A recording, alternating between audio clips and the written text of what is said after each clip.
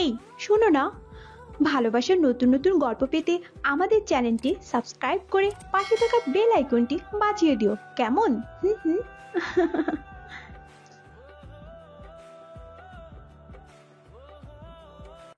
এমন একটা গরিব ঘর জামাই শ্বশুর বাড়িতে, যার অবস্থা কুকুরের চেয়েও খারাপ, হঠাৎই কেন শহরের সকল ধনী ব্যক্তিরা তাকে দেখিয়ে তাকে মাথায় নিচু করে সালাম দিতে শুরু করে। মাত্র কয়েক মিনিটের মধ্যে এই অদ্ভুত গল্পটি শুনুন। আহান, আমার বান্ধবীর জুতাটা ছিঁড়ে গেছে, জলদি গিয়ে এটা ঠিক করে আনো তো। আয়শা, এটা তো তোর মেয়ের জামাই না, সারার হাজবেন্ড। মানে ঠিক বুঝলাম না, একে দিয়ে তুই চাকরির কাজ কেন করাচ্ছিস?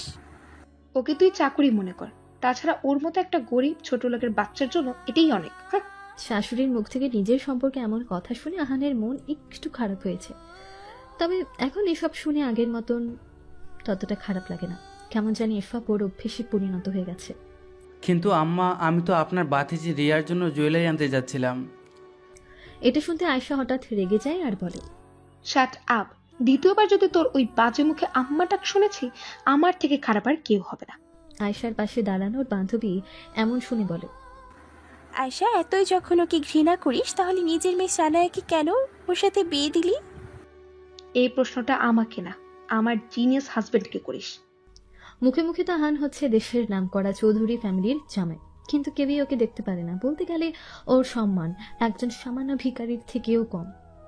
আহানের দিনের শুরু হয় অপমানিত হয়ে, বাজে কথা শুনে, আর শেষটাও হয় একইভাবে। ওকে যে শুধুমাত্র শাশুড়ি আম্মা আর শালি অপমান করে এমনটা না, ও নিজের বউ সানায়া ওকে অপমান করার কোনো সুযোগ সে ছাড়ে না। অনেক আগেই দুজনের রুমটা আলাদা হয়ে গেছে, আর এখন তো তেমন কথাও বলে না। একদিন সানায়া ওর রুমের জানলার পাশে বসে মোবাইল টিপছিল, তখনই ও নজর যায় নিচে মার্সিডিস গাড়ি চালাতে থাকা ওর কাজিনের দিকে। এটা দেখে ও বলে, হারি ইয়ার, মজা তো সবাই করেছে, এমন দামি গাড়িতে ঘোরার মজাটাই আলাদা। আমারও যদি এমন একটা গাড়ি থাকতো। সানায়া গাড়িটার দিকে তাকিয়ে এসব বলছিল, তখনই ও নজর পড়ে আহানের দিকে। ও রেডি হয়ে অফিসের জন্য বের হচ্ছিল।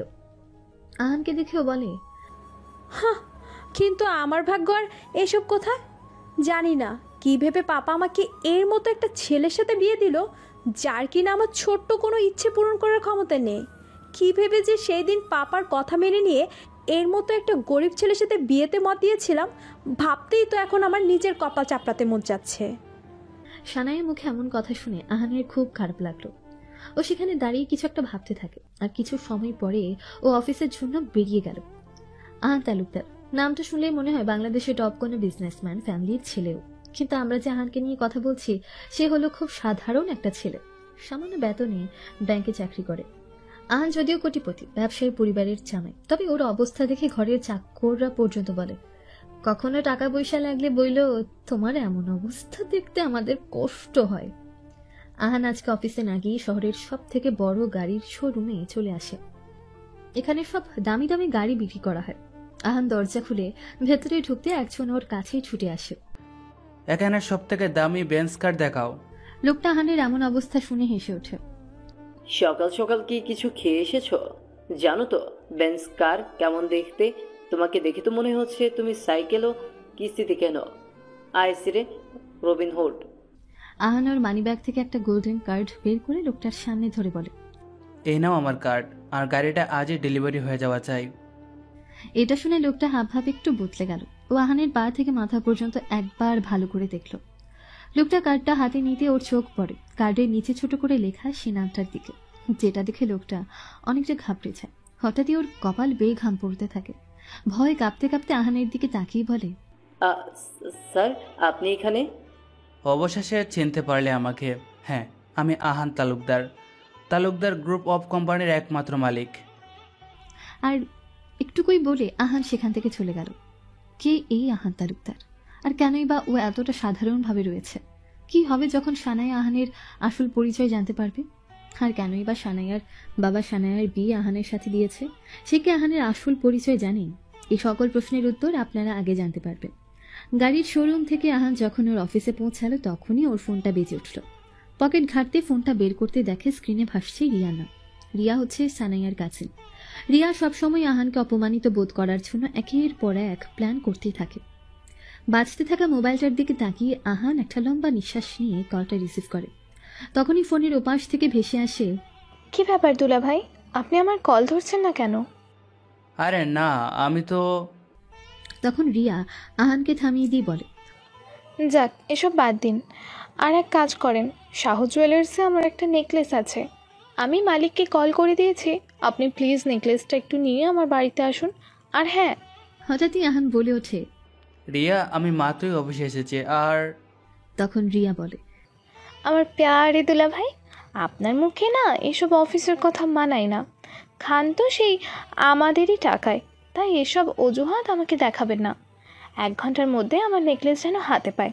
আর হ্যাঁ, ওই মালিক আপনাকে 30,000 টাকা দেবে, সেটা থেকে 1 টাকাও যেন না কমে। এটা শুনে আহান একটু রেগে যায় আর বলে, দেখো রিয়া, প্রথমত আমি জীবনে কখনোই চুরি করিনি। আর দ্বিতীয় কথা হলো, আমার উপর যদি এতই সন্দেহ থাকে তাহলে কোনো চাকরকে পাঠালেই তো পারো। আহানের এমন কথা শুনে রিয়া একটু টিটকারি করে বলে, আমার প্যারে দুলা ভাই, আপনি এটা কবে বুঝবেন? এই বাড়িতে কারো মুখের ওপর কথা বলা আপনার জন্য নিষেধ, এই জন্য তো যতটুকু আপনাকে বলা হচ্ছে ঠিক ততটুকুই করুন। আর আমি আবার বলে দিচ্ছি, ওই টাকা থেকে যেন 1 টাকাও না কমে। ব্যাস, 1 ঘন্টা সময় আছে আপনার কাছে, বাই। এটুকু বলে রিয়া কলটা কেটে দিল। আহানের মোবাইলটার দিকে অনেকটা রেগে তাকিয়ে আছে। অফিস থেকে ছুটি নিয়ে আহান জুয়েলার্সের দোকানে চলে এলো আর রিয়ার নেকলেস আর টাকা নিয়ে বাড়িতে ফিরে এলো। কিন্তু বেচারা আহানও জানেই না বাড়িতে ওর জন্য নতুন সমস্যা অপেক্ষা করছে। আহান বাড়ির ভিতর ঢুকতে সামনে দেখে ওর শাশুড়ি আম্মা আয়েশা চৌধুরী তার কয়েকজন বান্ধবীদের সাথে নিয়ে পার্টি করছে। তখনই আয়েশার একজন বান্ধবী তার জুতার দিকে তাকিয়ে বলে, দেখো না আয়শা, তোমার এখানে সময় আমার জুতাটা ছিঁড়ে গেল, এখন আমি বাড়ি ফিরবো কি করে? আরে চিল কর তো, টেনশন নিস না, আমি চাকরকে দিয়ে ঠিক করে দিচ্ছি। এটা শুনতে বান্ধবীটা একটু জোরে বলে ওঠে, আরে না না না, এটা অনেক দামি জুতা, তাছাড়া আমি কোনো চাকরতেই বিশ্বাস করি না, তাছাড়া আমি এমন ছেঁড়া জুতা কখনোই পরি না, কিন্তু কি আর করার, বাড়ি পর্যন্ত তো যেতে হবে। এটা শুনে আয়েশা চৌধুরী হেসে বলে, আরে চাকর না, চাকরের থেকে একটু উপরে, ও তোর এই কাজটা খুব ভালোভাবেই করে দেবে, চিন্তা করিস না তো। আহান উপাস দিয়ে বের হতেই আয়েশার নজরটা আহানের উপর গিয়ে পড়ে। উনি আহানকে দেখে ওকে ডাকতে, আহান কানে আয়েশার আওয়াজটা আসতেই ও সেখানে দাঁড়িয়ে যায়, বুঝতে পারে আবারও সুনামি আসতে চলেছে। আরে শোনো আহান, ইনার জুতাটা ঠিক করে আনো তো। আর হ্যাঁ, একটু জলদি আসবে, এটা বাড়ি যাবে, বুঝতেই তো পেরেছো না। আয়শা, এই কাজ তুমি জামাইকে দিয়ে করাচ্ছ, কিছু মনে করো না, তবে এসব কিন্তু ঠিক না। এটুকু শুনতে আয়েশার রাগ মাথায় উঠে যায়, তবে উনি নিজেকে কন্ট্রোল করে আর উনাকে থামিয়ে দিয়ে বলে, আরে তোমরা টেনশন করছো কেন? এসব ছোট ছোট কাজ করে ও অনেক মজা পায়, কারো কোনো কাজ হলে বলিও। আর জামাই তো কি হয়েছে, একটা জুতাই যদি ঠিকঠাক করিয়ে আনতে পারে তাহলে পারবেটাকে, এমনিতে তো কোনো কাজে কম পারে না। আয়েশার এই কথাটা সোজা আহানের কলিজায় এসে লাগে, কিন্তু সবসময় এমন কথা শুনতে শুনতে অভ্যাস হয়ে গেছে। তবে আজকে ওর জন্মদিন, কিন্তু এটা শুধুমাত্র ওর একারই মনে আছে, কারো কোনো মাথা ব্যথা নেই এটা নিয়ে। তখনই আহান আয়েশাকে বলার চেষ্টা করে, কিন্তু আম্মা, আমি তো রিয়ার। আহান ওর পুরো কথাটা বলার আগেই আয়েশা চোখ গরম করে আহানকে বলে, কোনো কথাই শুনতে চাই না, জলদি এই কাজটা করে নিয়ে এসো।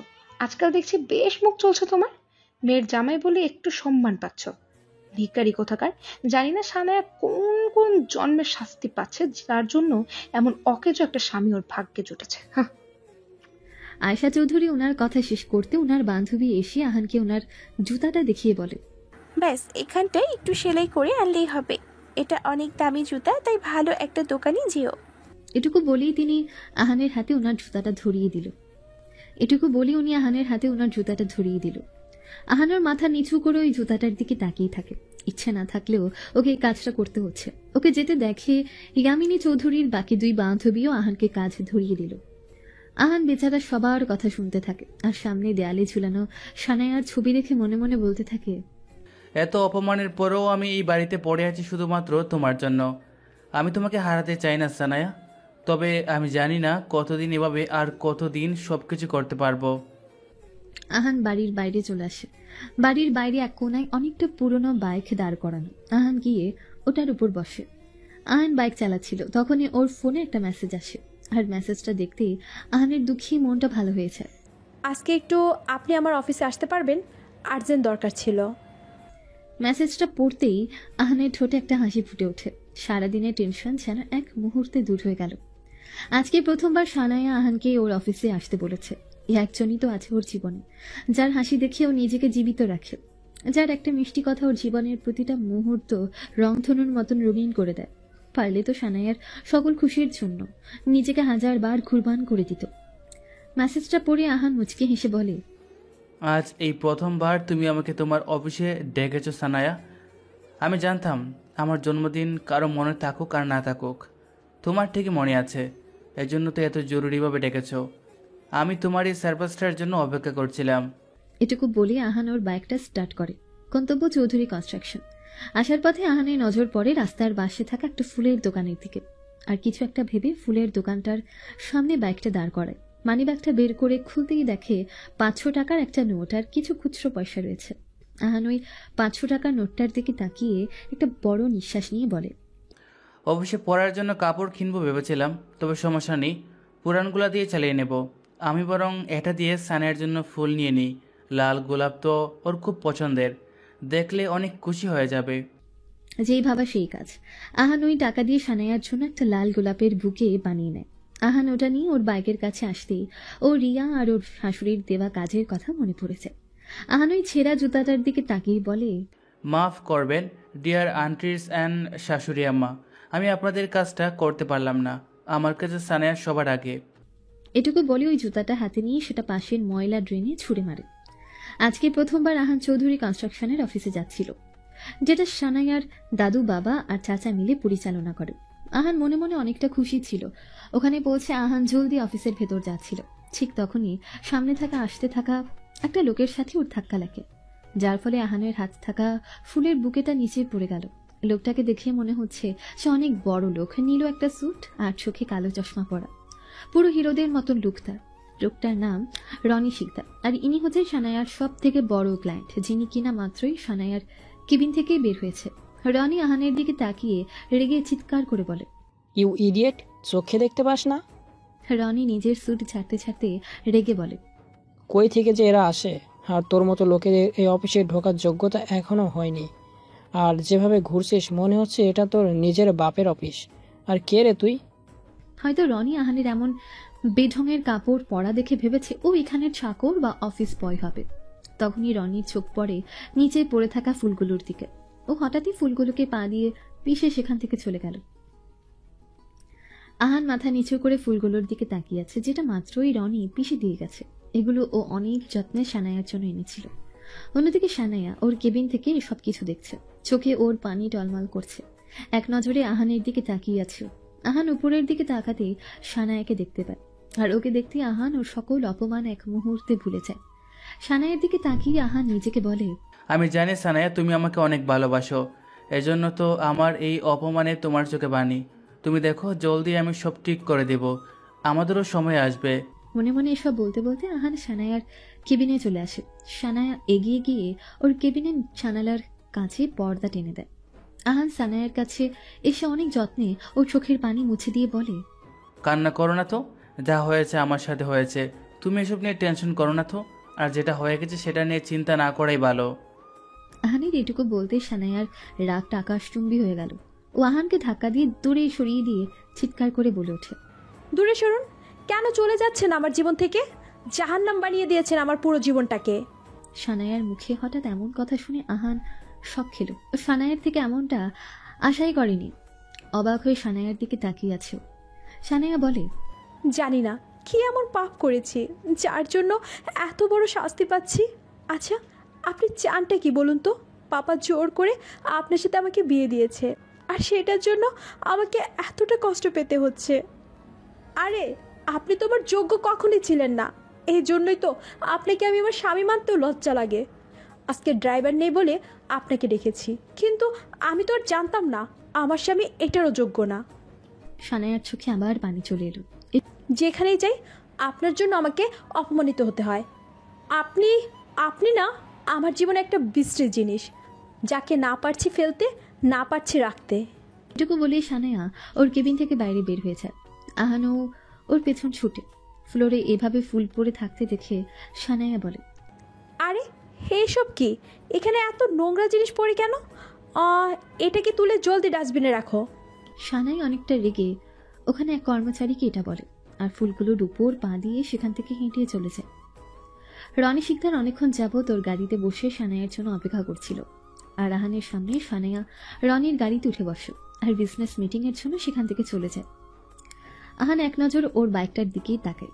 অনেকটা পুরনো বাইক এটা, সেটা এখন ওর জীবনের গুরুত্বপূর্ণ একটা অংশ হয়ে গেছে। চোখে পানি নিয়ে আহান নিজেকে বলতে থাকে, সমস্যা নেই সানায়া, আমি জানি তুমি ভুল না, আমার পরিস্থিতিটাই ভুল, কিন্তু আমি জানি একদিন না একদিন তুমি ঠিকই আমাকে বুঝতে পারবে, আর সেদিন আমি দুনিয়ার সকল সুখ তোমার পায়ের কাছে এনে ফেলবো। তুমি শুধুমাত্র আমার সানায়া, আর এটা তুমি ঠিকই বুঝবে।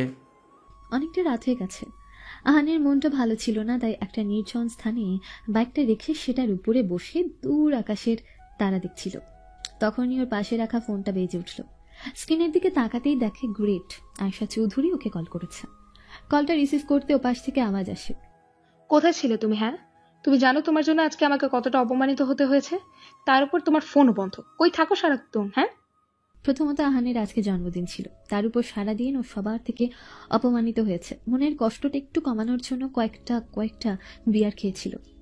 আহান ভাঙা ভাঙা গলায় বলে, আম্মা, আসলে আমি সানায়াকে নিতে এসেছিলাম, ওর ফোনটা ওকে দাও। আর ওর ফোন বন্ধ কেন? এটা শুনতে আহানের পুরো নেশাটাই কেটে গেল। ও একটু অবাক হয়ে বলে, কিন্তু সানায়া তো আমার সাথে নেই। মাত্রই তো বললে ওকে তুমি নিয়ে আসতে গেছো। হ্যাঁ, কিন্তু ও ওর কোনো এক ক্লায়েন্টের সাথে চলে গেছিল। আহানের কথা বলা শেষ হতেই আয়েশা চৌধুরী ওর উপর চিল্লিয়ে বলে, কত রাত হয়ে গেছে আর তুমি বলছো ও এখনো ক্লায়েন্টের সাথে? আমি নিশ্চিত তুমি কিছু না কিছু তো করেছো যার জন্য ও তোমার সাথে আসেনি। আরে একটা ভালো জামাই তো তুমি হতে পারলে না, এখন ভালো স্বামী হওয়ার চেষ্টাটা একটু করো। খোঁজো, এখন দেখো ও কোথায় আছে। 1 ঘন্টার মধ্যে আমার মেয়েকে আমার বাড়িতে চাই। এটুকু বলে আয়েশা চৌধুরী কলটা কেটে দিলেন।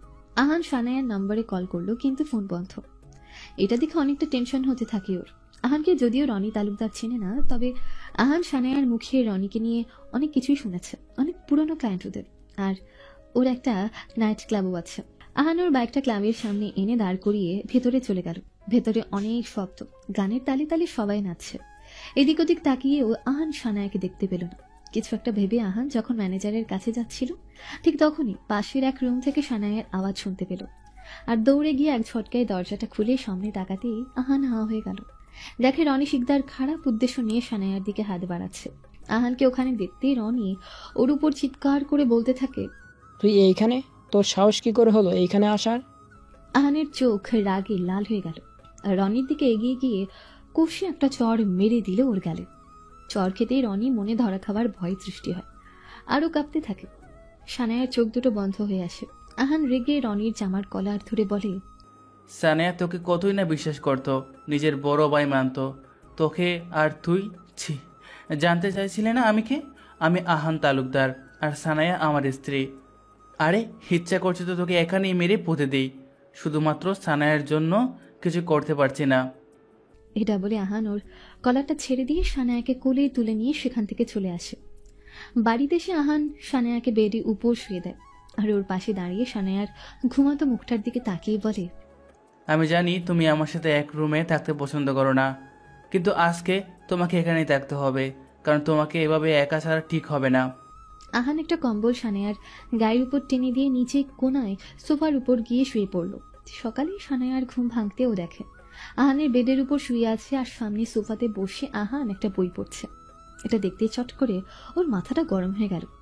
আপনার সাহস কি করে হলো এভাবে আমাকে আপনার সাথে শোয়ানোর? কেন করছেন এমন?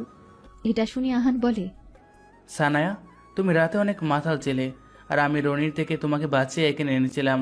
তোমার অবস্থা এতটা খারাপ ছিল যে আমি তোমাকে একা ছাড়ার সাহসটাই পাইনি, আর আমি এখানে সোফাতেই ছিলাম সারা রাত। এটুকু শুনতে সানায়ার সব কিছু মনে পড়তে থাকে। রনি কৌশলে সানায়া ড্রিঙ্কসও একটা ওষুধ মিশিয়ে দিয়েছিল। যখনই রনি ওকে ছোঁয়ার চেষ্টা করে তখনই আহান সেখানে চলে আসে।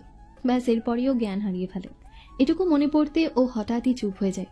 নিজের উপর খুব রাগ হতে থাকে ওর, কিন্তু কথা ঘুরিয়ে বলে, আমি জানি কাল আমার সাথে কি হয়েছে, আর আপনি যেটা করেছেন এটা করে যদি ভাবেন আপনি আমার কাছের মানুষ হয়ে যাবেন, তাহলে এসব চিন্তা এক্ষুনি মাথা থেকে ছেড়ে ফেলুন।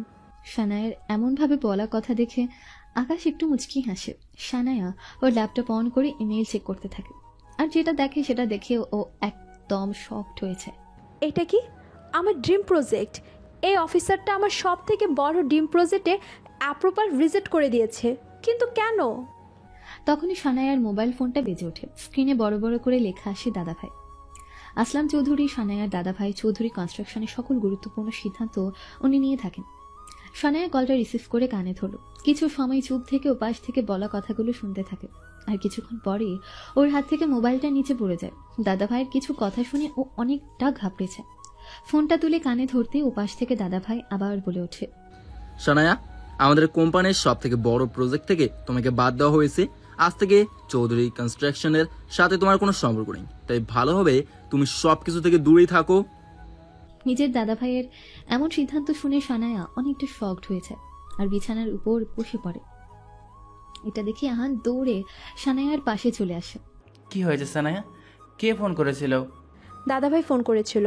উনি বলল আমাকে এই প্রজেক্ট থেকে বাদ দেওয়া হয়েছে, আর সাথে সাথে আমাকে কোম্পানি থেকেও বের করে দিয়েছে। কিন্তু এটা কি করে হতে পারে? আর একটা প্রজেক্ট হয়নি বলে কি কেউ কাউকে এইভাবে কোম্পানি থেকে বের করে দেয়? তোমার উচিত ওনার সাথে দেখা করা, এসব নিয়ে সামনাসামনি কথা বলা। সানায়া, সবাই আমাকে অকর্মা ভাবে, হয়তো তুমি এটাই মনে করো। জীবনে তো অনেককে তো বিশ্বাস করলে, এবার না হয় আমাকেও একটু বিশ্বাস করো। আমার সাথে চলো সানায়া, আর দাদা ভাইয়ের সাথে কথা বলো।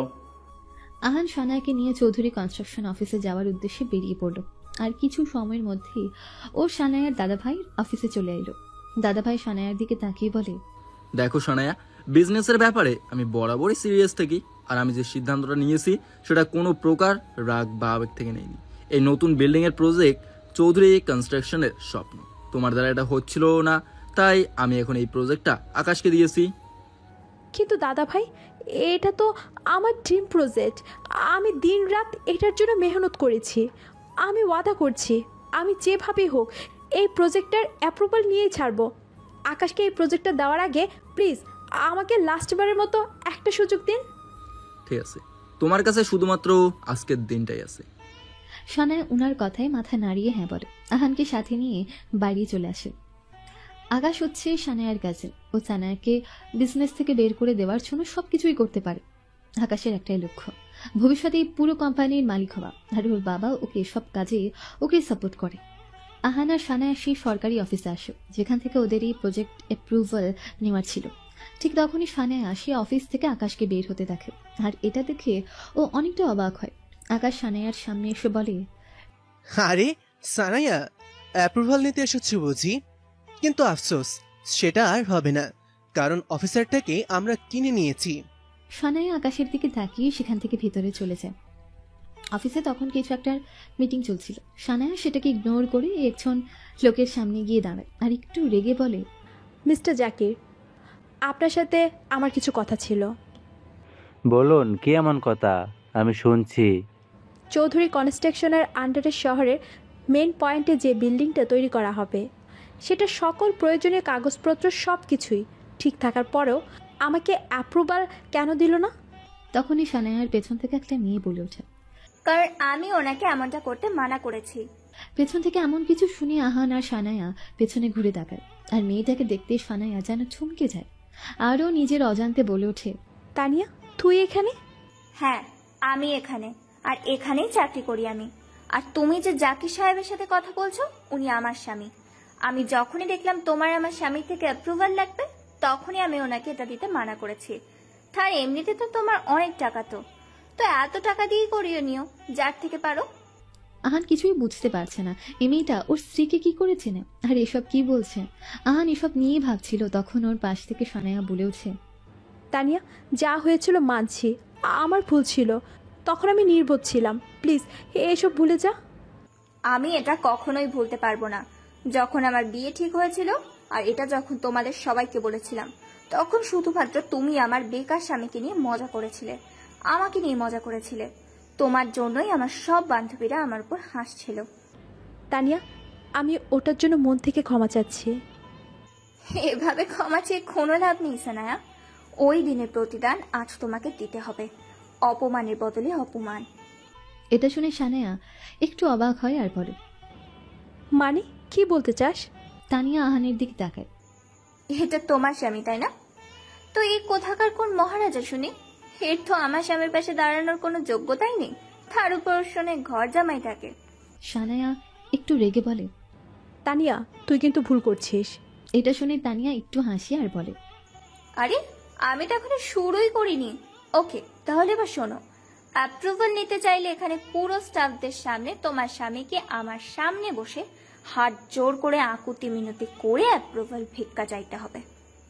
এটা শুনতে সানায়া চিৎকার করে বলে ওঠে, তানিয়া। তানিয়া রেগে চোখ গরম করে বলে, আওয়াজ নিচে। এটা করার হলে করো, না হলে বাইরে যাওয়ার দরজাটা ওইদিকে। সানায়া ওখানে আর দাঁড়ালো না, বাইরে চলে এলো। আকাশ বাইরে সানায়ার জন্যই দাঁড়িয়েছিল। ওকে আসতে দেখতে আকাশ হেঁটে ওর কাছে আসে আর বলে, সো স্যাড সানাইয়া, বলেছিলাম না কোনো কাজ হবে না। এবার তো এই প্রজেক্টটা আমিই শেষ করব। তুমি তোমার ওই অকর্মের স্বামীকে নিয়ে বাড়িতে আরাম করিও।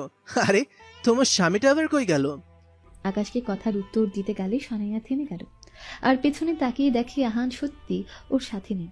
সানায়া জলদি আবার অফিসের ভেতর চলে এলো আর ভেতরে গিয়ে যেটা দেখলো সেটা দেখে সানায়া যেন ছটকা খেল। ভেতরে আহান সকল স্টাফদের সামনে হাত জোর করে তানিয়ার সামনে বসে আকুতি মিনতি করে অ্যাপ্রুভাল ভিক্ষা যাচ্ছে, আর সেখানে থাকা সবাই এটা দেখে মজা নিচ্ছে আর ওর উপর হাসছে। এসব দেখে সানায়ার চোখে পানি চলে এলো।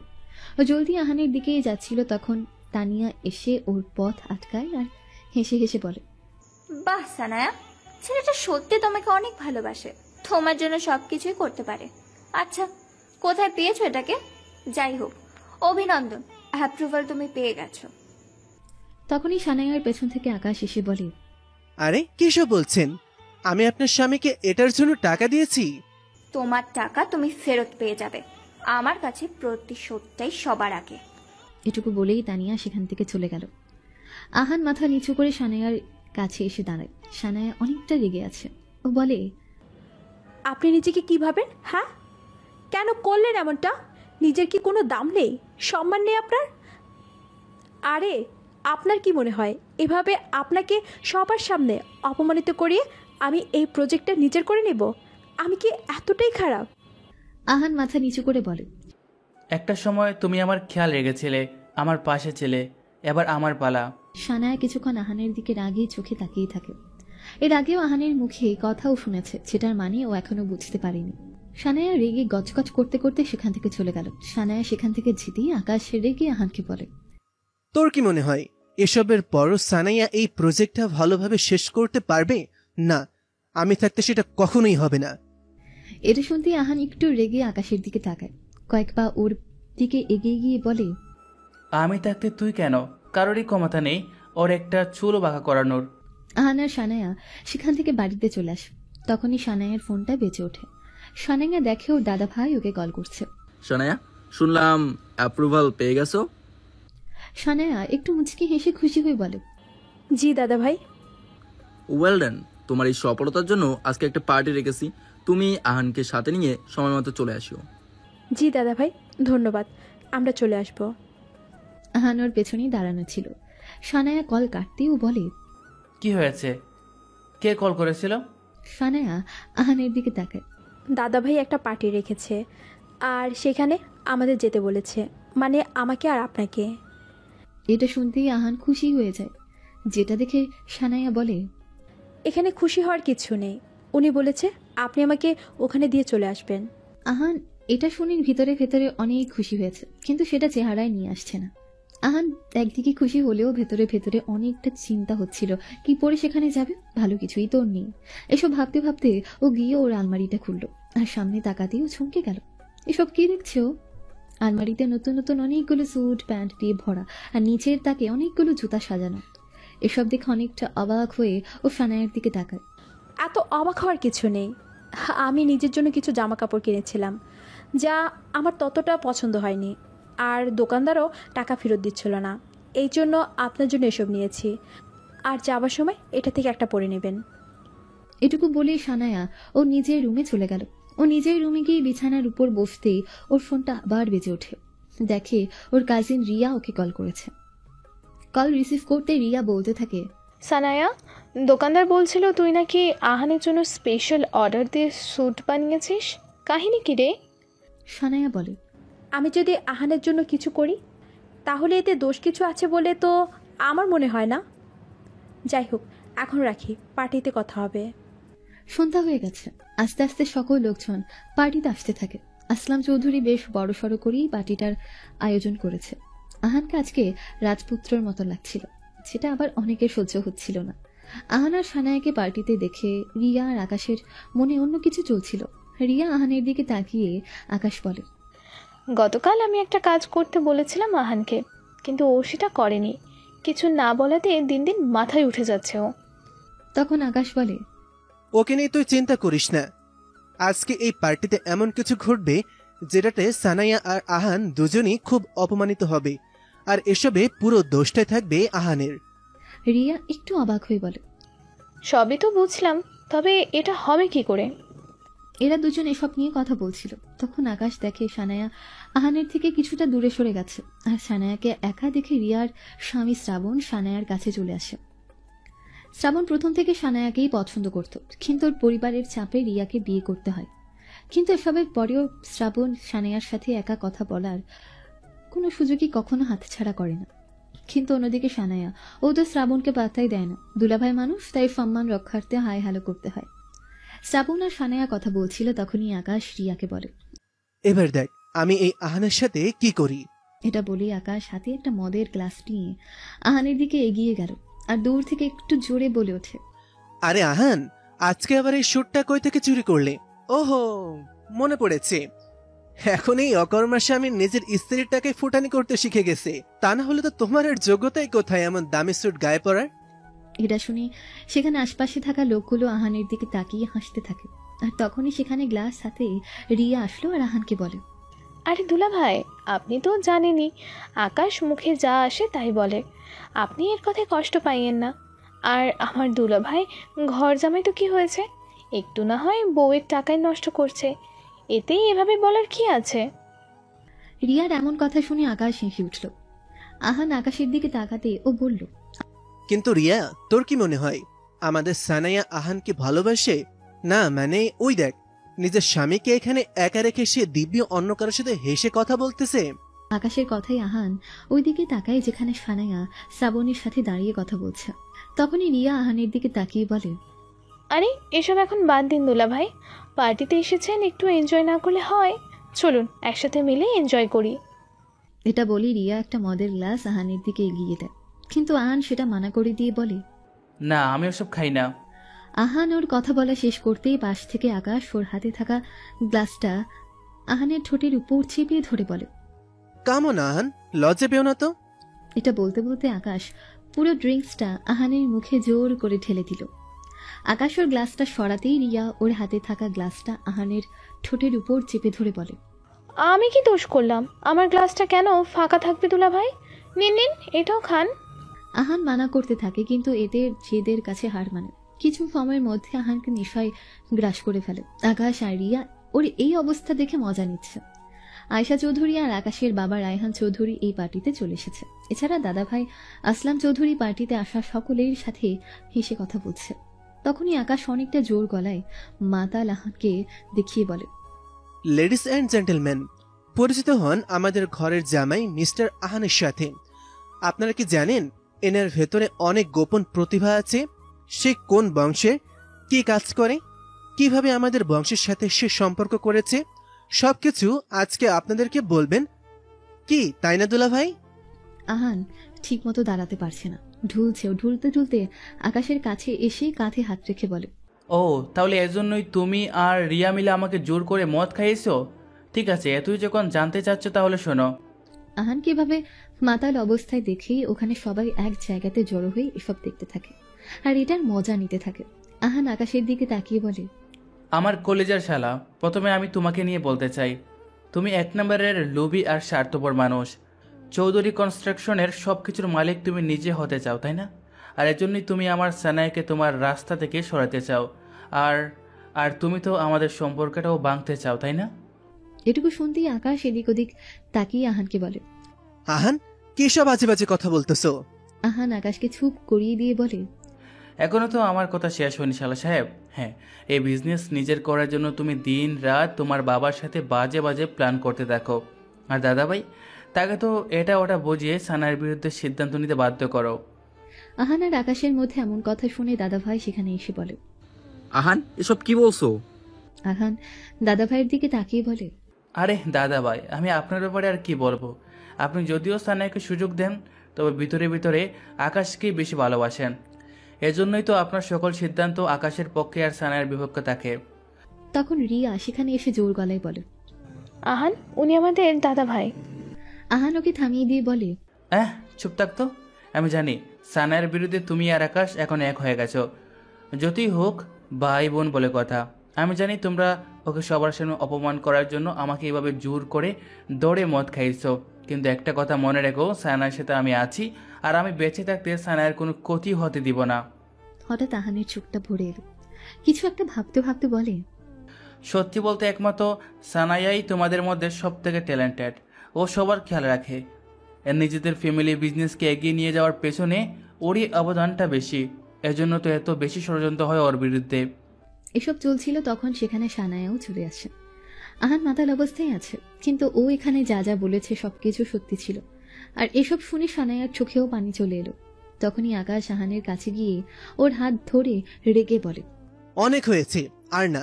এভাবে মাতাল হয়ে সবার সামনে এমন তামাশা করে কি বোঝাতে চাইছো তুমি? হ্যাঁ, এখনই তুমি এখান থেকে বেরিয়ে যাও। এটা বলে আকাশ আহানকে ধাক্কা মেরে দেয়।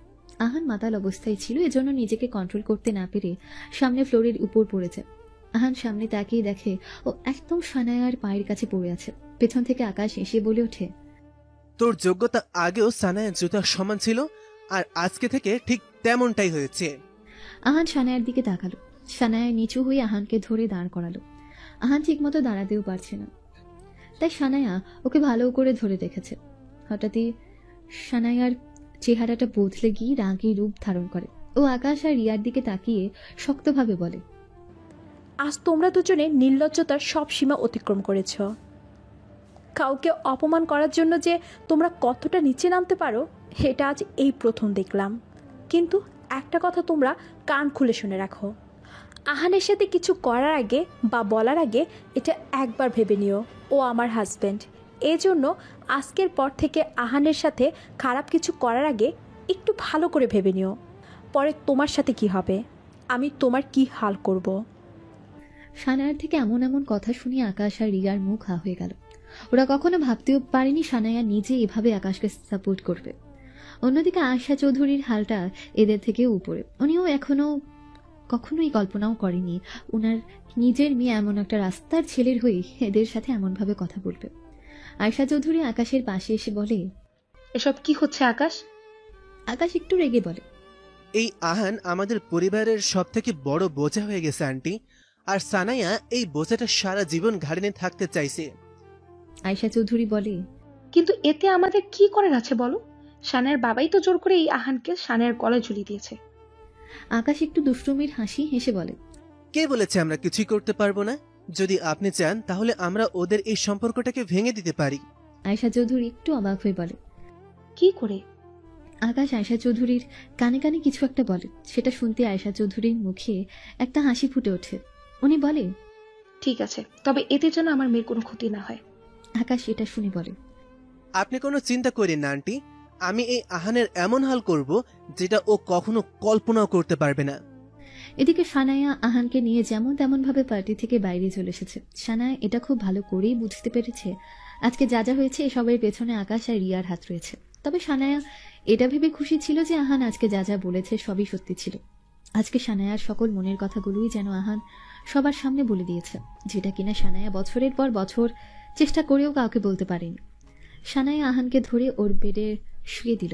সানায়া সেখান থেকে চলেই যাচ্ছিল, তখনই ওর ওড়নায় টান পড়ে। ঘুরে দেখতেই দেখে আকাশ ওর হাত দিয়ে ওর ওনার কিছু অংশ ধরে আছে। সানায়া যখন ওর হাত থেকে ওনাটা ছাড়াচ্ছিল তখন আহান নিফার ঘুরে বলতে থাকে, সানায়া, আমি তোমাকে অনেক ভালোবাসি। I love you. সরি আজকে যা যা হয়েছে তার জন্য, কিন্তু এতে আমার কোনো দোষ ছিল না জানো। ওরা আমাদের আলাদা করতে চায়, কিন্তু আমি এটা কখনো হতে দিব না। আমি সব সময় তোমার সাথেই থাকবো, তোমাকে কখনো আমি একা ছেড়ে দিব না। এটা শুনতেই সানায়ার মুখে একটা মুচকি হাসি ভেসে ওঠে। ও ও একটা কম্বল টেনে আহানের গায়ে দিয়ে সেখান থেকে চলে গেল। পার্টিতে আকাশের ধাক্কায় আহান সানায়ার পায়ের কাছে পড়ে গেছে। এটা কেউ একজন ভিডিও করে অনলাইনে ছেড়ে দিয়েছে, যেটা কিনা রাতারাতি অনেকটা ভাইরাল হয়ে যায়। সবাই অনেক পজিটিভ নেগেটিভ কমেন্ট করেছে। সারা রাত সানায়ার ঘুম আসেনি। আহানের বলা কথা, কান্না কান্না চোখ, বেডে শুয়ে বলা কথাগুলো যেন ওকে ঘুমোতেই দেয়নি। শেষ রাতের দিকে এসে একটু ঘুমিয়েছে। সকালে চোখ মেলতে সামনে ও আহানকে দেখে হাতে চায়ের কাপ নিয়ে দাঁড়িয়ে আছে। আজকে ওর একটু জলদি ঘুম ভেঙে গেছে। রাতের বেলা সবকিছুই ওর মনে আছে। Good morning. সরি, কালকে পার্টিতে যা যা করেছি তার জন্য। আর রাতের আহান এটা বলবে তার আগেই সানায়া উঠে ওয়াশরুমের দিকে চলে গেল। আহান ছোটবেলাতে ওর মায়ের সাথে অনেকবার রুটি বানিয়েছে, আর আজকেও সেটারই চেষ্টা করছে। কাজের মহিলা ওর পাশে দাঁড়িয়ে এই তামাশা দেখছে। সানায়ার অনেকটা পানি পিপাসা লেগেছে। রুমে পানি না থাকায় ও কিচেনে আসে। তখনই আহানের নাকটা পিড়পিড় করে ওঠে। ও সানায়ার দিকে তাকিয়ে বলে, আরে নাকটা আবার চুলকাচ্ছ কেন? এটা শুনতে সানায়া আহানের দিকে চোখ বড় বড় করে তাকায়। আর এটা দেখে আহান জলদি জলদি ওর নিজের আটা লেগে থাকা হাত দিয়ে নাকটা চুলকায়। এতে করে ওর পুরো মুখে আটা লেগে যায়। সানায়া আহানের এমন অবস্থা থেকে একটু হেসে ওঠে। পরে নিজেকে কন্ট্রোল করে সেখান থেকে জলদি নিজের রুমে চলে আসে, আর সেখানে এসে জোরে জোরে হাসতে থাকে। একটা লোক হাতে একটা আইপ্যাড নিয়ে ছুটছে। লোকটা একটা কেবিনের দরজা নক করে ভেতরে আসে। ভেতরে চেয়ারে বসে ল্যাপটপ চালাতে থাকা লোকটা মাথা উঁচু করে তাকালো। চেয়ারে বসে থাকা লোকটার নাম রহমান তালুকদার। সম্পর্কে তো উনি আহানের পিতা, তবে খুবই রাগী একজন মানুষ। নিজে একবার যে সিদ্ধান্ত নেয় সেটাই করে ছাড়ে। উনি বাংলাদেশের টপ বিজনেসম্যানদের মধ্যে একজন। উনি চাইলে এক ইশারাতে পুরো বাজার নাড়িয়ে দিতে পারে। মাত্র ওনার কেবিনে যে লোকটা এলো, উনি ওনার পিএ লিটন খন্দকার। লিটন ওর হাতে থাকা আইপ্যাডটা রহমানের কাছে দিল। স্ক্রিন একটা ভিডিও চলছে, গতকাল রাতের সে ভিডিও। সেখানে স্পষ্ট দেখা যাচ্ছে আকাশ আহানকে ধাক্কা দিয়ে ফেলে দিয়ে। এটা দেখে রহমান ওনার চোখে থাকা চশমাটা খুলে লিটনের দিকে তাকালো। অন্যদিকে সানায়া অফিসে যাওয়ার জন্য রেডি হচ্ছিল। কাপড় বের করার জন্য আলমারি খুলতে অনেকটা অবাক হয়ে যায়। সানায়া কিচেনে এসে আগেই চোখে আহানের দিকে তাকিয়ে আছে। হঠাৎ আহানের চোখ পড়ে সানায়ার দিকে, যেটা দেখে ও একটু ঘাবড়ে যায় আর কাপা কাপা কণ্ঠে বলে, কি কি কি হয়েছে সানায়া? সানায়া আহানের সামনে একটা কাগজ ধরে, যেটা ও ওর আলমারিতেই পেয়েছে। এটা আহানই ওখানে রেখেছিল। কাগজটাতে বড় বড় করে সরি লেখা আছে। আসলে কালকে যেটা। আহানকে থামিয়ে দিয়ে সানায়া বলে, ইটস ওকে, আজকে এখন অফিসে যেতে হবে, তাই বারবার এই সরি বলাটা এখন বন্ধ করুন। এটা বলে ও সেখান থেকে চলে গেল। সকালে নাস্তার টেবিলে শুধু আহান আর সানায়াই আছে, কারণ গতকাল পার্টি করে সবাই অনেক ক্লান্ত, তাই কেউই এখনো ঘুম থেকেই ওঠেনি। নাস্তা শেষে সানায়া অফিসের জন্য বেরিয়ে পড়লো, আর আহান নিজেও ওর অফিসের জন্য বের হলো। সানায়া গিয়ে ওর গাড়িটা স্টার্ট করে, আর আহান ওর পুরনো মোটরসাইকেল। সানায়া কিছু একটা ভেবে ওর গাড়িটা আগের জায়গাতে রেখে আহানের কাছে চলে আসে আর বলে, ভাবছি আজকে আপনার বাইকে করেই যাই। শুনলাম রাস্তায় আজকে অনেক ট্রাফিক। এটা শুনতেই আহান ওর বাইকের পেছনের সিটটা পরিষ্কার করে, সামনের দিকে তাকিয়ে হাসতে থাকে। বাইকে ওঠার সময় যখন সানায়া আহানের কাঁধে হাত রাখে, তখন আহানের ভেতরে একটা ভালো লাগার অনুভূতি হতে থাকে। সানায়ার হালটা ঠিক এমন। এই প্রথম ও আহানের এতটা কাছে বসে আছে। আজ এই প্রথম ওরা নিজেদের সজ্ঞানে দুজন দুজনের এতটা কাছে। খুব তাড়াতাড়ি ওরা চৌধুরী কনস্ট্রাকশনের সামনে চলে এলো। সানায়া বাইক থেকে নেমে ভেতরে যাচ্ছে, আর আহান পেছন থেকে মুচকি হেসে ওর দিকে তাকিয়ে আছে। তখনই আহানের পকেটে থাকা ফোনটা বেজে ওঠে। ফোনটা বের করে দেখে সৈকত নামের কেউ ওকেই কল করছে। আহান ফোনটা রিসিভ করতে ওপাশ থেকে বলে ওঠে, গতকাল রাতে তুই কই ছিলি রে? সানায়ার সাথে কোনো পার্টিতে ছিলি? সৈকত হচ্ছে আহানের অনেক ভালো একটা বন্ধু। ছোটবেলা থেকে একসাথে বড় হয়েছে। সে এখন একটা সফটওয়্যার কোম্পানির চেয়ারম্যান। আহান একটু অবাক হয়ে বলে, এটা তুই কি করে জানলি? এটা আমি কেন, পুরো দেশের লোকজন জেনে গেছে। এরপর ও ভিডিওর কথাটা ওকে বলে, আমি প্রায় সকল ভিডিও অনলাইন থেকে সরিয়ে দিয়েছি, কিন্তু এর মধ্যেই অনেকেই এটা দেখে নিয়েছে। এটা শুনতে আহান একটু চমকে ওঠে।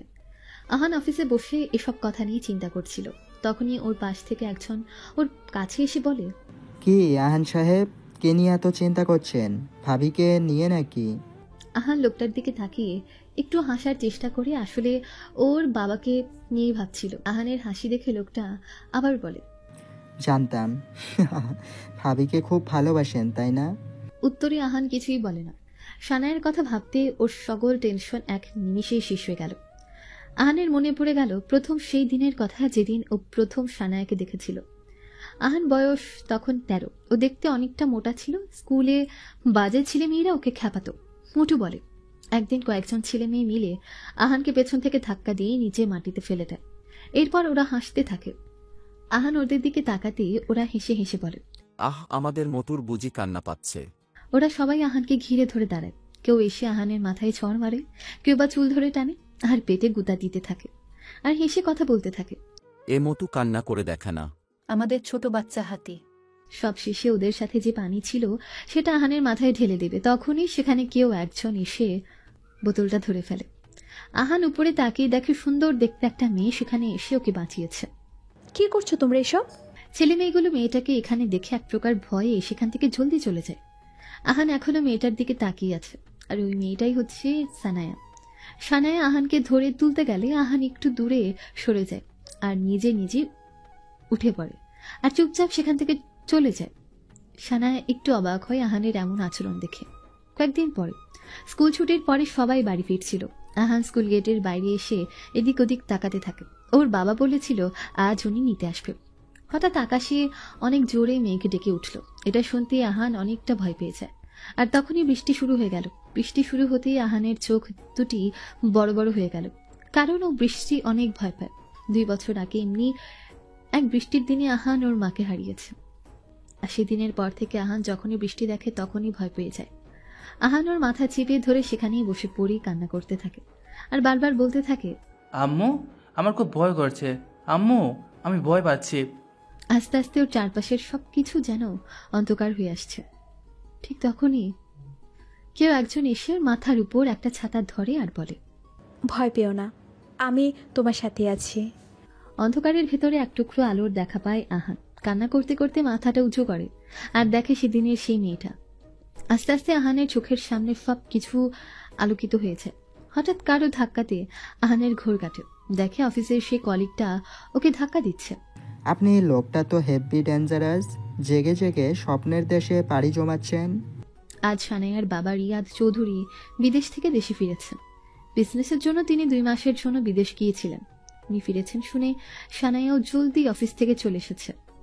সন্ধ্যার পরে আহানও বাড়ি ফিরে আর ড্রয়িং রুমে রিয়াদ চৌধুরীকে দেখে মুচকি হেসে তার দিকে এগিয়ে যায় আর বলে, আঙ্কেল আপনি কখন ফিরলেন? তোমাকে কতবার বলেছি আমাকে আঙ্কেল নয় বাবা বলে ডাকতে। সানায়াও উনার পাশে বসে আছে, তবে আজকে ও আর কিছুই বলেনি। এমনিতে আগে যতবারই রিয়া চৌধুরী আহানকে এই কথা বলেছে ততবার সানায়া রেগে একটাই কথা বলে, উনি কে? হ্যাঁ, কেন তোমাকে বাবা বলে ডাকবে? রিয়া চৌধুরী আহানকে এটা বলে মেয়ের থেকে আজও এটাই শোনার আশা করছিল, কিন্তু ওনাকে চমকে দিয়ে সানায়া কিছুই বলে না, নিজের মতো করেই মোবাইল টিপছে। এটা দেখতে রিয়া চৌধুরীর মুখে একটা স্বস্তির হাসি ফোটে, কিন্তু অন্যদিকে আয়েশা মুখ বেঁকিয়ে বসে আছে। এটা শুনে রিয়া আহানকে বলে, যাও আগে গিয়ে ফ্রেশ হও, তারপর সব কথা হবে। আহান ওনার কথা মতো সেখান থেকে চলে গেল। রাতে যখন ওরা সবাই একসাথে খাবার খাচ্ছিল তখন আয়েশা চৌধুরী আহানের দিকে তাকিয়ে মুখ ভেঙচি দিয়ে বলে ওঠে, আমি না এখনো বুঝলাম না এই কাজ বাবা কি করে তার মেয়েকে একটা রাস্তার ফকিরের ভাত তুলে দিতে পারে। এটা শুনতে আহানের খাওয়া বন্ধ হয়ে যায়। মাম্মা, খাওয়ার সময় এসব বলতে হয় না, ভালো লাগে না। ভুল কি বলেছি? হ্যাঁ, ওর কি এমন আছে? না আছে বাড়ি, না আছে পরিবার। হঠাৎ কই থেকে ধরে এনে তোর সাথে বিয়ে দিয়ে সবার সামনে আমার নাকটাই কেটে দিল। কত স্বপ্ন ছিল তোর বিয়ে নিয়ে। আহান মাথা নিচু করে এসব শুনতে থাকে। কি বলবে ও? নিজের ইচ্ছায় বাবার সব কিছু ছেড়ে দিয়েছে ও। রিয়াদ আয়েশাকে কিছু বলবে তার আগে সানায়া আহানকে সাপোর্ট করতে বলে ওঠে, মাম্মা প্লিজ ওনাকে ওনার মতো করে ছেড়ে দাও। কেন শুধু শুধু ওনাকে এভাবে অপমান করছো? আহান সানায়ার দিকে অবাক হয়ে তাকিয়ে আছে। আজকে আহান ওর সামনে পুরনো সানায়াকে দেখতে পাচ্ছে, যে কিনা ওকে তখন সাহায্য করেছিল যখন ও খুব একা ছিল। নিজের মেয়ের এমন কথা শুনে আয়েশা চৌধুরী হা হয়ে গেল আর রিয়াদ মুচকি হাসতে থাকে। পরের দিন সানায়া অফিসে যাচ্ছিল, কিন্তু মাঝপথে আসতেই কয়েকটা গাড়ি এসে দাঁড়িয়ে পড়ে ওর গাড়ির সামনে। আর গাড়িগুলো থেকে বেশ কয়েকজন কালো পোশাক পরা লোক সানায়ার গাড়ির সামনে চলে আসে। এটাতে সানায়া অনেকটা ঘাবড়ে যায়। ওদের মধ্যে একজন লোক সানায়াকে বলে, আপনাকে আমাদের সাথে আসতে হবে। এটা শুনে সানায়া ভয় পেয়ে বলে, আমি আপনাদের সাথে? মানে কারা আপনারা? প্লিজ ম্যাম আমাদের সাথে আসুন। এটা বলে একজন সানায়ার গাড়ির দরজা খুলে দেয়। সানায়া কিছুই বুঝতে পারছে না ওর সাথে এটা কি হচ্ছে। একদিকে এদের দেখে ভয় করছে, অন্যদিকে এদের সম্মান দেওয়া দেখে মনে একটু একটু সাহস হচ্ছে। লোকগুলো দৌড়ে গিয়ে সামনের গাড়ির দরজা খুলে দিল। সানায়া ভয়ে ভয়ে ভেতরে উঠে চুপচাপ বসে রইল। গাড়িটা যখন গেট দিয়ে ভেতরে ঢুকছিল তখন সানায়ার সামনে তাকাতে অবাকের শেষ সীমানায় পৌঁছে যায়। শহরের থেকে একটু দূরে এত বড় বাংলো আছে সেটাও জানতোই না। অনেক সুন্দর করে সাজানো, যেন ও কোনো রাজার মহল দেখছে। গাড়িটা থেকেই সানায়াকে নামিয়ে ভেতরে নিয়ে যায়। ভেতরে যেতে আবার অবাক হয় সানায়া। বাড়ির বাইরেটা যত সুন্দর, ভেতরটা তার থেকে বেশি বেশি সুন্দর। তার উপর কয়েকশো চাকর চাকরানি। তখনই সানায়ার চোখ পড়ে একটা লোকের দিকে। বয়স 50 বছর, চোখে একটা কালো সানগ্লাস ঝুলিয়ে মুচকি হেসে বলে, অবশেষে তাহলে আমাদের দেখা হয়েই গেল। আকাশ একটা ক্লাবে বসে ড্রিঙ্ক করছিল আর ভাবছিল কি করে সানায়া আর রাহানকে আলাদা করবে। তখনই একজন ভয়ঙ্কর চেহারার লোক এসে ওর সামনে এসে দাঁড়ায়। আকাশের হঠাৎ ওর সামনে এমন কাউকে দেখে ভয় পেয়ে কাশতে থাকে। লোকটার নাম ভিকি ভাই। এখানে সবাই ওনাকে এক নামে চেনে। ছোট ছোট চুল, লাল চোখ আর ডান গালে ভয়ঙ্কর একটা কাটা দাগ। সেটা দেখলে সে কেউই ভয় পেয়ে যাবে। আকাশ এখানে ওনার সাথেই দেখা করতে এসেছে। আকাশের এমন অবস্থা দেখে ভিকি ভাই হাসতে থাকে। আকাশ সাহেব, এবার বলেই ফেলুন কি জন্য আজ আমার দরবারে আসা হয়েছে। আকাশ নিজেকে সামলিয়ে ভিকি ভাইয়ের দিকে তাকিয়ে বলে, আরে কি যে বলেন ভাই, আমি তো আজকে এমনিতেই আসছি, আর আমি কি কোনো কারণ ছাড়া এখানে আসতে পারি না বলুন? ভিকি আকাশের চোখের দিকে তাকিয়ে মাথা নাড়িয়ে না বলে, আর পকেট থেকে একটা সিগারেট বের করে জ্বালিয়ে সেটা মুখে নিয়ে বলে, এত ক্লোজ হওয়ার কোনো দরকার নেই। আপনার মতো লোকেরা এখানে কোনো কারণ ছাড়া আসে না, আর আপনি তো জানেনই ডিল যদি আমার পছন্দ হয় তাহলে আমি যে কোনো কাজ করতেই রাজি আছি। তো এখন বলুন কি এমন ঝামেলা পড়েছেন যার জন্য আপনি এখানে আমার কাছে এসেছেন? ভিকি ভাই সোজাসুজি কথা বলা লোক। সবার সামনে তো সে এই ক্লাবের মালিক, কিন্তু আসলে উনি একজন গুন্ডা। শহরের প্রায় লোকদের সকল বেআইনি কাজ উনিই করে দেন। আকাশ আর সময় নষ্ট না করে বলে, ভাই কি বলবো, আপনি তো সবই জানেন। আমার কাজিন যাকে আপনি পছন্দ করতেন। এটা শুনতে ভিকির হাত থেকে সিগারেটটা নিচে পড়ে গেল। তোমার কাজিন মানে কে, সানায়া? আকাশ মাথা নাড়িয়ে হ্যাঁ বলে। ভিকি চোখ ছোট ছোট করে আকাশের দিকে তাকায়। তার মানে আপনি এখানে সানায়াকে মেরে ফেলতে চান? এটা শুনতে আকাশ ঘাবড়ে যায় আর বলে, না ভাই, ও তো আমার কাজিন, বোনের মতো। আমি ওকে কেন মারতে চাইবো? আসলে ওর স্বামী আহান, ওকেই মারতে হবে এমন ভাবে যাতে সবাই মনে করবে এটা একটা অ্যাক্সিডেন্ট ছিল। আকাশের কথা শুনে ভিকি হেসে উঠল। 20 লাখ। আকাশ ভাবতে থাকে আহানের কিছু হলে সানায়া ডিস্টার্ব হয়ে যাবে। ও ওর দাদা ভাইকে বুঝিয়ে প্রজেক্টটা ওর হাতে নিয়ে ডিল, তবে কাজটা জলদি হওয়া চাই। অন্যদিকে সানায়া অনেকটা অবাক হয়ে সামনে দাঁড়িয়ে থাকা লোকটার দিকে তাকিয়ে আছে। লোকটার নাম রহমান তালুকদার। রহমান তালুকদার সানায়ার দিকে এগিয়ে এসে চোখ থেকে কালো চশমাটা খুলে বলে, অবশেষে তাহলে আমাদের দেখা হয়েই গেল। সানায়া একটু নিচু স্বরে বলে, জি, তবে আমি ঠিক আপনাকে চিনতে পারলাম না। তালুকদার গ্রুপ নামটা নিশ্চয়ই শুনেছ। চৌধুরী কন্ট্রাকশনের নতুন প্রজেক্টের 80% শেয়ার হোল্ডার আমি। সানায়া এটা শুনে অনেকটা অবাক হয়। সরি স্যার, আসলে আমি আপনাকে চিনতে পারিনি। রহমান তালুকদার মুচকি হেসে বলে, তুমি হয়তো জানো না, তবে আমার আরও একটা পরিচয় আছে। এটা শুনে একটু অবাক হয়ে সানায়া ওনার দিকে তাকায়। আহান। সানায়া একটু অবাক হয়ে বলে, আপনি আমার হাজবেন্ড আহানকে চিনেন? রহমান তালুকদার মুচকি হেসে বলে, আহান কোনো সাধারণ ছেলে নয়। এই সব কিছু উত্তরাধিকারী আর আমার একমাত্র ছেলে। এটা শুনতেই যেন সানায়ার পায়ের তলা থেকে মাটি সরে গেল। উনি যেটা বলছেন সেটা বিশ্বাস করাই তো দুষ্কর। এটা শুনতে কেন জানি ওর মাথা ঘুরাতে শুরু করলো। পাশ থেকে একটা মহিলা এসে ওকে ধরে সোফাতে বসে।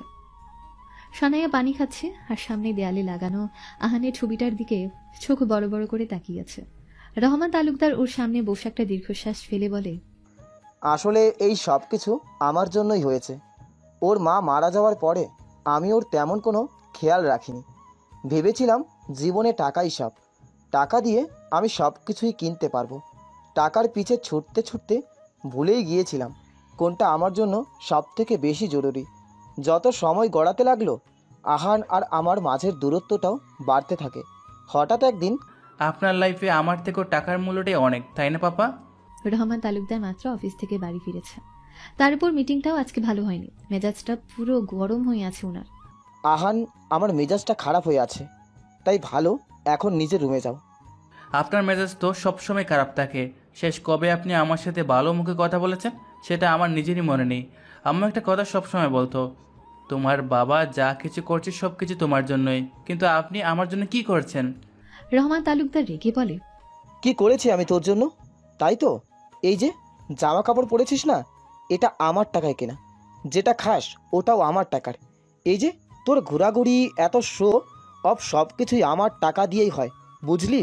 আহান এটা শুনে একটু হেসে ওঠে আর কিছু না বলে সেখান থেকে চলে যায়। রায়হান তালুকদার নিজের রুমে এসে রেগে নিজের হাতে থাকা ব্যাগটা বিছানায় ছুঁড়ে মারে। এতে করে ব্যাগের ভেতর থেকে কয়েকটা কাগজ আর একটা ছবি বেরিয়ে আসে।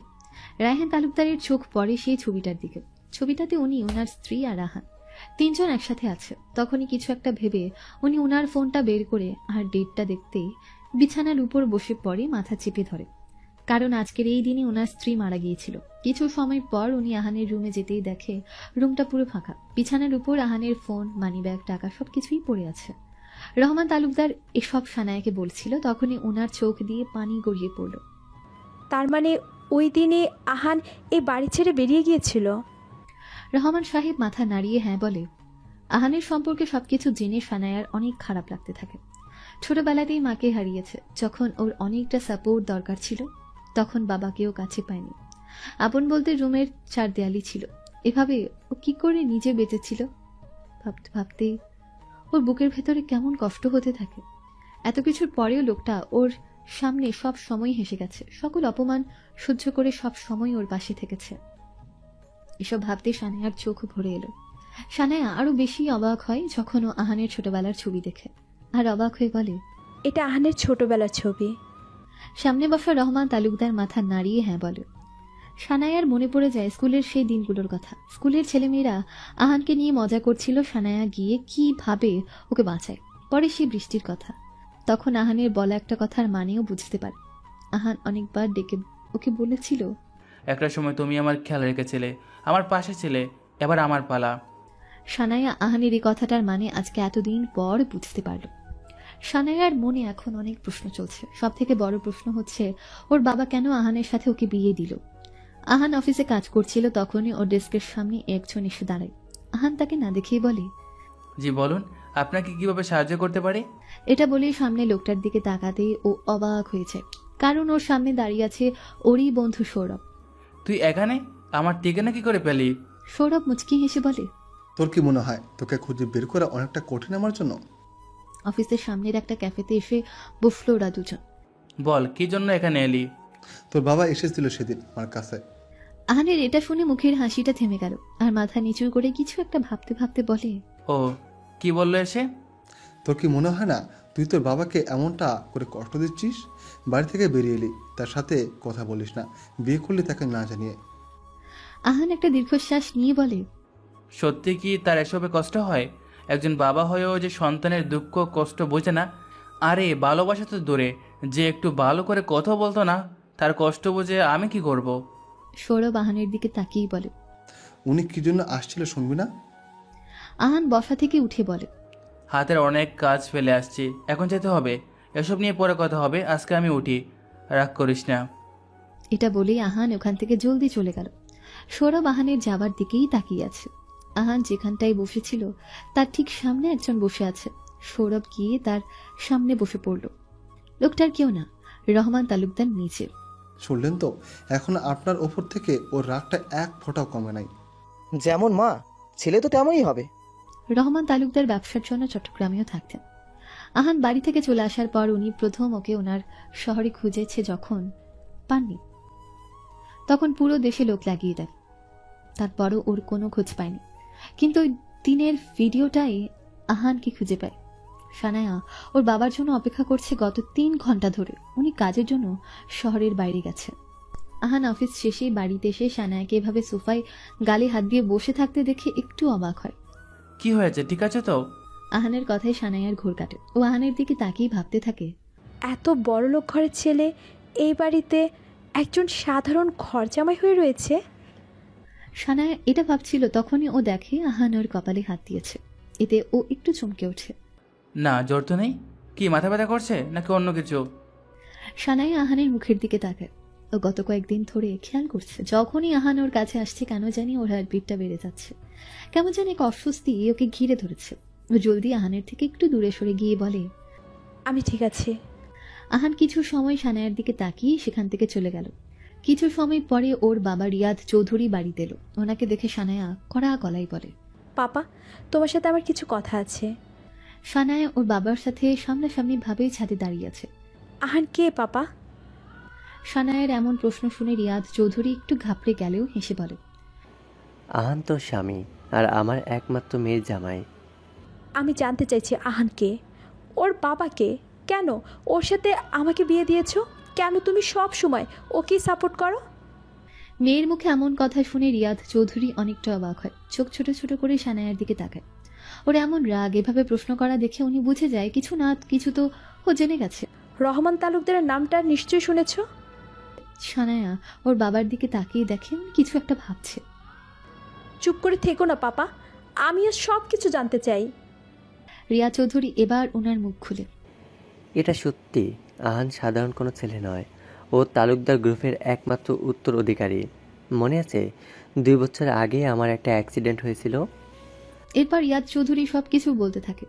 সেদিন উনি একটা মিটিং শেষ করে ফিরছিল, সাথে অনেক ক্যাশ টাকা ছিল ওনার। কিছু দূর আসতেই উনি খেয়াল করে একটা বড় ট্রাক ওনার ঠিক পেছনে আছে।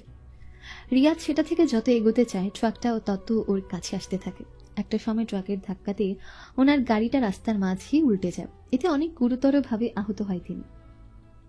ট্রাক থেকে কয়েকজন লোক নেমে রিয়াদের গাড়িতে থাকা টাকা ব্যাগটা নিয়ে সেখান থেকে চলে যায়।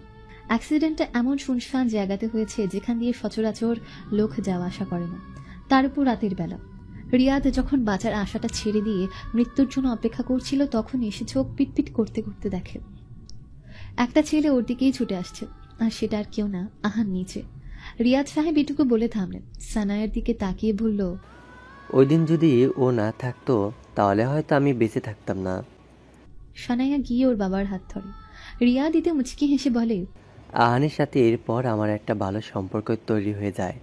হঠাৎ একদিন এসে আমাকে বলে, আঙ্কেল, আমি আপনার মেয়েকে মানে সানায়াকে বিয়ে করতে চাই।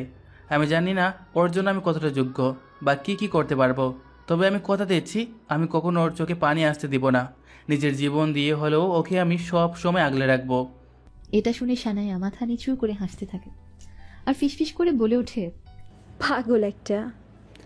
ব্যাস, আমিও ভেবে দেখলাম আমার মিষ্টি মেয়েটার জন্য এর থেকে যোগ্য পাত্র আমি আর পাবো না। আর তোদের বিয়ের ঠিক একদিন আগে ও আমাকে ওর বাবা পরিবার সম্পর্কে বলেছিল। আহান রুমে বসে ল্যাপটপে কাজ করছে অনেকক্ষণ যাবত। ঘাড়টা ব্যথা হয়ে গেছে জন্য ঘাড় এদিক ওদিক ঘোরাতেই দেখে দরজার সাথে হেলান দিয়ে সানায়া ওর দিকে তাকিয়ে আছে। আহান ওকে দেখে বসা থেকে জলদি দাঁড়িয়ে বলে, সানায়া, তুমি এখানে? কোনো দরকার ছিল বুঝি? সানায়া মাথা নাড়িয়ে না বলে। আসলে সানায়া এখানে আহানকে দেখতে এসেছিল যে ও এখন কি করছে। রাতে খাইছেন? আহান সানায়ার কথায় হাতের ঘড়িটা দেখে মাথা নাড়িয়ে না বলে। আসলে কাজ করতে করতে আর খাওয়ার কথা মনেই ছিল না। আহান চেয়ারে বসে খাচ্ছে আর ওর সামনে সানায়া বসে কফি খাচ্ছে।